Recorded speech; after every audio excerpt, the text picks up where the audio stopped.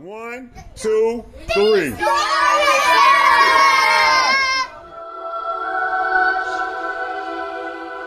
Yo, this is Storyteller. Holla at your boy. Yo, this is Storyteller. Holla at your boy. I want to talk to all you brothers out there, all the mans out there that's an adult that talks about want to make a change for these youngsters, that want to help these youngsters. We can do this. We can act on this. It's up to us. I'm on this baseball field for a reason. And I want y'all to know, this is home plate. This is home. That's first base.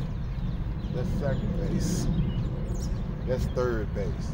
The object is to get home safe and score something for the family, household, something positive, something that they can leave behind, a legacy, or get a better life. It's our social duty to help them, to uplift them. But I know it started in a household, at home. Let's not forget, back in the 80s, there was an epidemic that was going on where a lot of drugs, gang banging, guns, all these things existed back then. And understanding that babies had babies. So there was no proper parenting. Either the father is in prison, dead, or the mother in prison, dead, or on drugs, or both on drugs. This is what this young innocent seed had to come up living up under. So all he know is drugs, gang banging, and different things like that. So it's hard for him to get to first base because he don't have the tools in the workshop of his mind polished up enough to be able to understand how to get to first base. He keep taking crooked roads when it's just a straight road. This is where we come into play, to help guide them, to help uplift them, to show them love, something they've been yearning for, something they never had. I know when I came up, there was a thought in my head at one time, when I seen neighbors' kids or whatever, no father. Some of them, was adopted or whatever, I know they wanted to know what it feel like to have love, true love. You're gonna always have that in your head because in the essence of you is love. God is love. So that's what you are, and that's what we yearn for in life.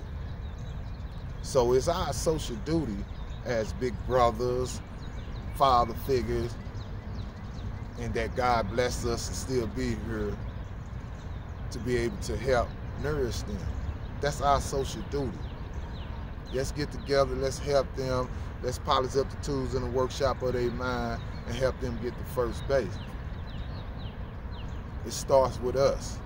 We are the solid rock of foundation to help these youth out here. We're not worrying about what they encounter in the inner city. It exists, it's there, but they still here. It's never too late as long as you're still here. Hope is the last to die. Always remember that. So as they leave the house and find their way to first base, they realize everything ain't what it seemed to be. So they get influenced by some of the guys in the neighborhood or whatever, or some of them, like I was, you see someone doing good, selling drugs or whatever, dressing nice, got pretty cars or whatever, they become our idol. These are the psychological effect that it has on you when you're living in the inner city and investors is not investing in your neighborhood. It calls you to worship gods you know nothing of. And so they become victims. They become victims. And then they move on to second base. As they go to second base, it get a little more rough and harder. They realize now there's rules to be and boundaries that you can't cross. They see the other gang bangers over there next block or 2 blocks down. They can't go there, they limited. And they thinking and they like, why is it like that? We can go wherever. This is our neighborhood too. But in reality, it's not like that. It's a war zone. And they have to understand that. And a lot of them become victims of circumstances because they want to test the water. They want to cross the boundary. They want to try to go on through second base. And they ain't having that. And the whole, as time goes on, those who don't cross the boundary get a little older, a little wiser, they move on to third base. They went through all that hell and they finally made it over to third base. And third base is nothing but hell. That's where they see killings. They perhaps start shooting and killing. They partners dying. Girls getting mistreated. It's a savage life. It's barbarian. That's what's over at third base. It's Satan, Lucifer, the dragon, the beast, and everything that harms. That's what it breathes right there. And that's what it's about.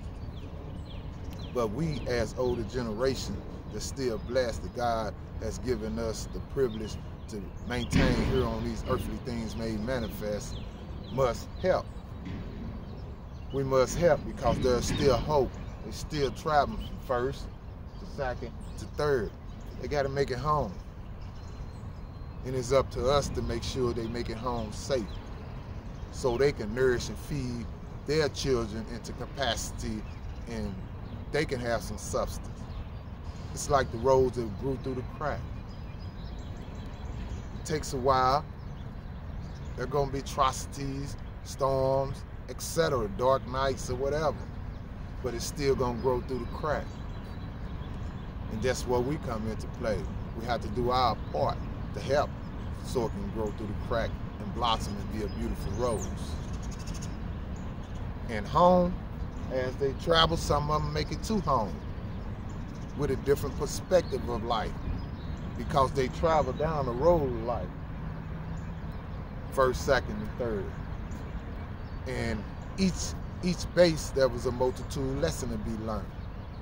Some of them fell victim, and some of them took the lessons and started thinking and searching and crying out for support, some help, someone to help them, grab them up under their wings and mold them, school them. Those are the ones who came back home. Many others haven't. They still left on third, second, and first. They never make it home. So let's help nourish the ones who made it home, who's looking for a change, who asking for it, crying out for our support. Let's do this, y'all. We got this. One love, storyteller. Holla at your boy. They say pressure bust pipe. I say also produce diamonds. I was once told by a wise guy, where you least expect can be the most greatest of heights.